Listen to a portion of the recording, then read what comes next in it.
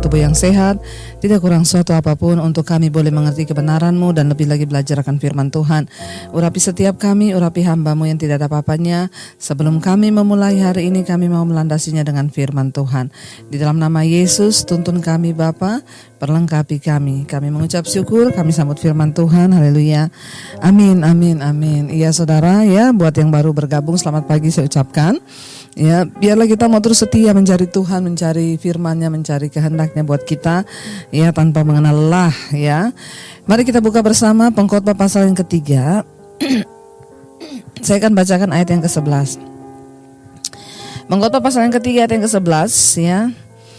Ia membuat segala sesuatu indah pada waktunya, bahkan ia memberikan kekekalan dalam hati mereka. Tetapi manusia tidak dapat menyelami pekerjaan yang dilakukan Allah dari awal sampai akhir. Aku tahu bahwa untuk mereka tidak ada yang lebih baik daripada bersuka-suka dan menikmati kesenangan di dalam hidup mereka.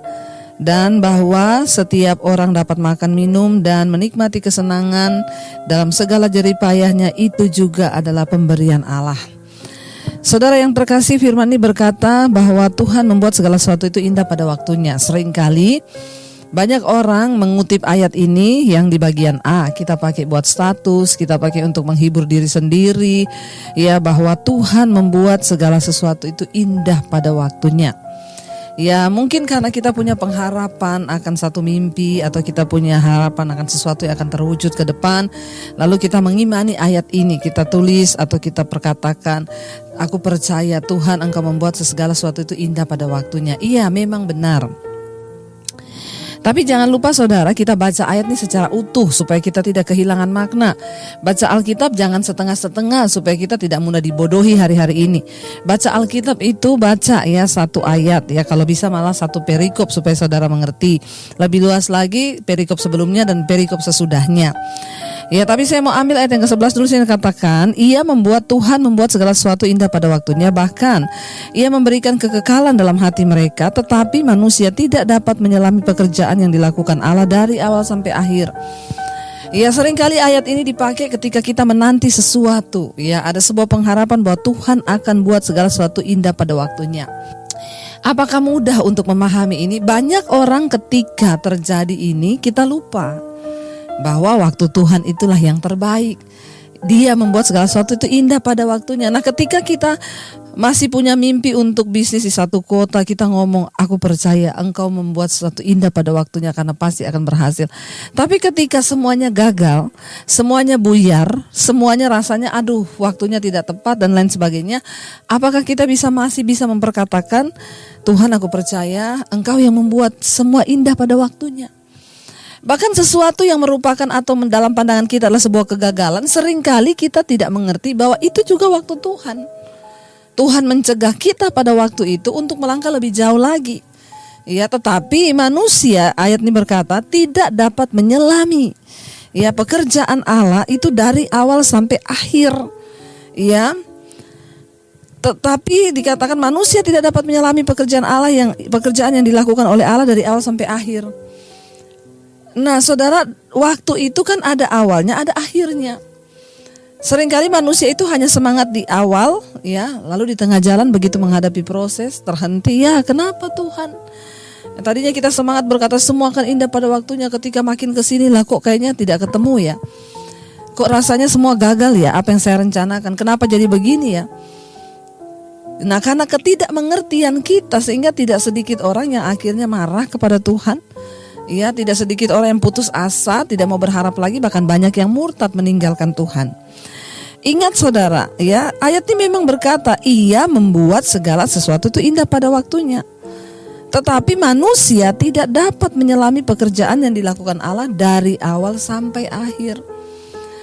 Ya, kita mengharapkan yang baik, tetapi ingat Tuhan yang pegang kendali atas hidup kita, perencanaan kita, pekerjaan kita, bisnis kita, itu apapun dari awal sampai pada akhirnya.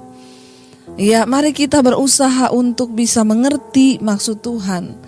Ya, karena kebanyakan manusia tidak dapat menyelami, memang kita nggak tahu. Ya, kenapa bisa jadi begini ya Tuhan? Kenapa ya? Bahkan saya juga sering kali menghadapi ketika sesuatu rasanya gagal, ya kok jadi gini, bahkan bertanya, kok kenapa Tuhan izinkan begini? Ada orang-orang atau kita mungkin ditipu oleh seseorang, ya, atau uang kita dibawa lari orang, kita masih bertanya, kenapa ya Tuhan izinkan ya? Kenapa ya? Tapi awalnya kan kita berharap di situ kita untung, kita mujur. Nah, tapi ketika di tengah jalan terjadi kerugian, maka manusia bertanya, kenapa ya Tuhan Engkau izinkan ini ya? Kenapa begitu? Kenapa begini? Ingat, ya, firman Tuhan berkata ada waktu untuk untung, ada waktu untuk membiarkan rugi. Ada waktu untuk bersuka cita, ada waktu untuk berduka cita. Ada waktu kita senang, ada waktu kita sedih. Ya, inilah waktu Tuhan. Apakah ketika kita diizinkan bersedih itu bukan waktu Tuhan? Itu waktu Tuhan. Ya, ada orang-orang yang berkata, ya saya menerima nih teleponnya, Bu, saya merasa menyesal, Bu. Saya merasa suami saya meninggal tuh gara-gara saya. Kenapa, Ibu? Suami saya tuh kena COVID. Saya telat bawa dia ke rumah sakit, Bu.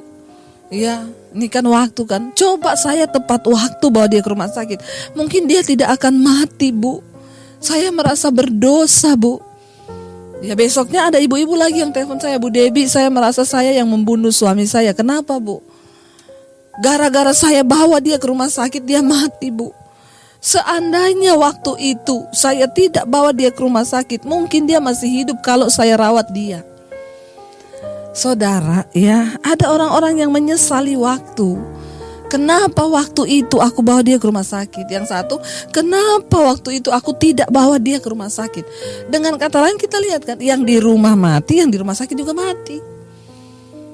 Artinya apa ya? Kita gak bisa pegang kendali atas apapun, bahkan atas waktu hidup. Tuhanlah yang berdaulat. Ya, manusia tidak punya kendali.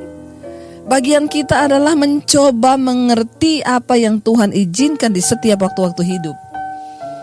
Ya, waktu hidup itu ya, waktu Tuhan itu ada waktu untung, ada waktu rugi. Jangan pikir waktu kita rugi itu bukan waktu Tuhan. Seringkali itu waktu Tuhan. Kenapa kita diizinkan rugi? Makanya saudara tuh jangan dengar firman yang enak-enak terus. Wah, jadi anak Tuhan pasti untung terus. Tidak, ada saatnya Tuhan izinkan kamu rugi. Itu waktu Tuhan untuk kamu rugi, supaya kamu belajar untuk mencari Tuhan. Ya, supaya engkau belajar untuk mengenal Dia, supaya engkau belajar tentang perkara-perkara tentang Dia. Ada orang datang bertanya sama saya, Bu, sampai kapan pandemi ini terjadi, Bu? Ya, sampai kapan? Ibu kan hamba Tuhan, saya hamba Tuhan, tapi saya tidak tahu semuanya. Yang tahu semuanya itu Tuhan. Saya tidak mau ngaku-ngaku ketemu Tuhan atau ketemu malaikat, lalu malaikat ngomong begini-begini, enggak mau saya. Mari kita kembali saja kepada firman Tuhan. Tidak ada satupun yang terjadi tanpa seizin Tuhan. Ya, tapi Bu, ini saya sudah 1,5 tahun loh, Bu. Usaha saya rugi. Saya tanya, sudah berapa tahun untung, Pak? Ya, saya usaha sudah 20 tahun, Bu, untung terus. Ini pandemi 1,5 tahun gak kerja, gak ada duit. Ya kan, syukuri dong yang 20 tahun lalu. Ada waktu-waktu Tuhan buat, dan kita bisa buat apa? Kita gak bisa buat apa-apa. Alkitab bilang, manusia tidak bisa menyelami apa yang dilakukan oleh Tuhan dari awal sampai akhir. Bagian kita menerima setiap keadaan, mengucap syukur, berjaga-jaga di dalamnya supaya kita kedapatan tidak bercacat celah. Hari-hari ini dengar baik saudara, saya tidak menganjurkan saudara untuk bersembunyi. Saudara tidak perlu takut mati. Kita tidak boleh mencobai Tuhan juga keluar tanpa masker. Kita harus jaga tetap protokol kesehatan. Tapi saudara tidak perlu takut. Ya, kalau waktunya mati ya sudah, berarti itu keuntungan. Tapi kalau belum waktunya ya tidak ada yang bisa mencabut nyawa saudara. Biar saudara mau lari ke Sulawesi, kemana-kemana, itu tetap Tuhan yang pegang kendali. Bagian kita nih berjaga-jaga. Apakah waktu mati itu sial?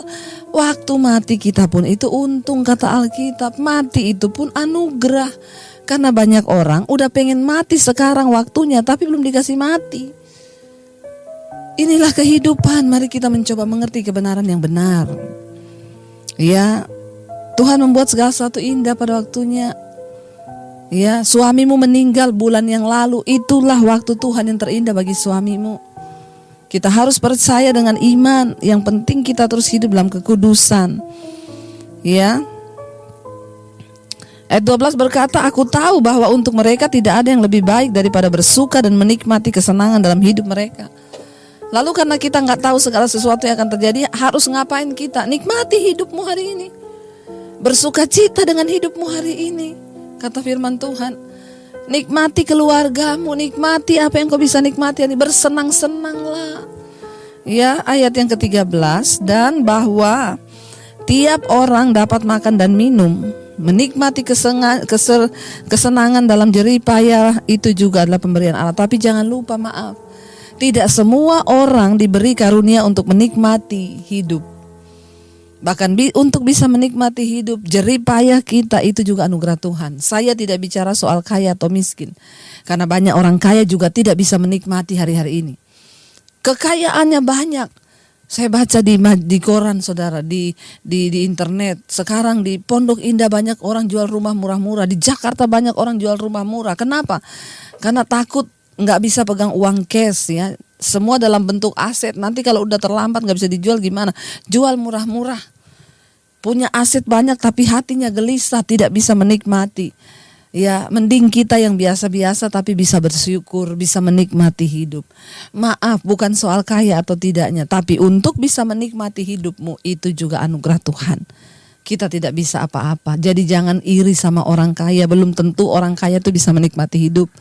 Yang berbahagia adalah mereka yang bisa mensyukuri hari ini, mensyukuri hidup ini, dan apapun yang Tuhan bisa berikan, kita bisa syukuri. Engkau lebih nikmat hidupmu daripada banyak orang kaya. Mari kita tundukkan hati kita pada Tuhan, saudara. Kita percaya bahwa waktu Tuhan itu adalah waktu yang terbaik. Ya, entah itu dalam kedukaan, entah waktu itu waktu yang sedang untung, entah waktu itu waktu kerugian bagi kita. Tapi percayalah, waktu Tuhan itu waktu yang terbaik. Biar kita semua mau datang di hadapan Tuhan dan berkata, kami percaya Bapa, waktumu itu yang terbaik bagi hidup kami. Ajar kami mengerti, ajar kami bersyukur dengan apapun yang terjadi. Biar kita mau terus berkata, kami percaya waktu Tuhan itu terbaik bagi hidup kami. Terima kasih Tuhan. Kami mau berkata, haleluya Yesus. Waktu Tuhan pasti yang terbaik, walau kadang katakan lewati cobaan, amin, yes. Ku tetap percaya waktu Tuhan pasti yang waktu Tuhan pasti yang terbaik. Walau terkadang, amin, tidak mudah untuk kami mengerti Tuhan. Lewati cobaan, lewati cobaan, ku tetap percaya waktu Tuhan pasti yang terbaik. Ajar kami menerima semua waktu Tuhan dalam hidup kami. Mungkin itu waktu untuk diberkati, atau mungkin waktu untuk rugi. Ada waktu untuk menangis, ada waktu untuk tertawa. Kami tidak dapat menyelami pekerjaan Allah dari awal sampai pada akhirnya. Karena itu kami berdoa, Tuhan berikan kami karunia untuk bisa menikmati hidup dengan kesenangan dan sukacita dalam setiap jerih payah kami. Itulah yang berharga di mata Tuhan. Berkati setiap anak-anak-Mu yang setia mengikuti Mezbah Syukur, memberi waktu-waktu mereka untuk mencari Tuhan. Tuhan menyembuhkan semua mereka yang sakit. Berkati mereka yang bekerja di rumah, di luar kota, Tuhan sertai. Yang sakit Engkau sembuhkan, yang berat Engkau beri penghiburan. Kekuatan yang melimpah dari Tuhan akan kami terima dalam nama Yesus. Terima kasih Bapa. Kami percaya Engkau juga terus menyertai setiap mereka yang berulang tahun pada hari ini. Umur panjang di tangan kanan, di tangan kiri itu kekayaan dan kehormatan. Biarlah anugerah-Mu tercurah bagi setiap mereka yang berulang tahun pada hari ini. Berkati bangsa dan negara kami Indonesia, sertai tutup bungkusan kuasa darah-Mu. Kami percaya semua yang Tuhan izinkan terjadi atas bangsa kami untuk membawa orang bertobat kembali kepada Tuhan. Biarlah waktu Tuhan itu yang terbaik bagi bangsa kami. Lawatan-Mu tercurah bagi bangsa kami. Terima kasih Tuhan. Mari kita berdoa. Bapa kami, Bapa kami yang ada di sorga, dikuduskanlah nama-Mu. Datanglah kerajaan-Mu, jadilah kehendak-Mu di bumi seperti di sorga. Berikanlah kami pada hari ini makanan kami yang secukupnya, dan ampuni kami akan kesalahan kami, seperti kami juga mengampuni orang yang bersalah pada kami. Janganlah membawa kami dalam pencobaan, tapi lepaskan kami daripada yang jahat. Karena Engkau yang punya kerajaan dan kuasa dan kemuliaan sampai selama-lamanya. Mari buka hati dan tangan-Mu, terimalah berkat dari Allah Bapa, cinta kasih Tuhan Yesus Kristus, penyertaan Allah Roh Kudus menyertai hidupmu mulai dari hari ini, bahkan sampai kali yang kedua Tuhan Yesus datang menjemput kita.